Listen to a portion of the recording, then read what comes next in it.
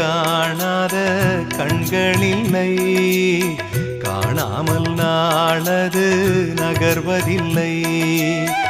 கண்ணன் என்றாலும் கள்வன் என்றாலும் கருணை புரிவான் ஸ்ரீ கிருஷ்ண பகவான்.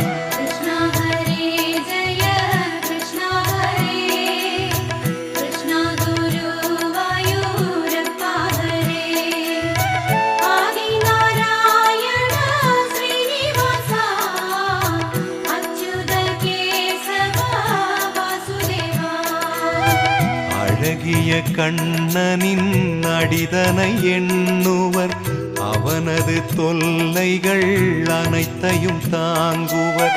வெண்ணையை திருடிய கண்ணனின் லீலையை கண்டு ரசிப்பதே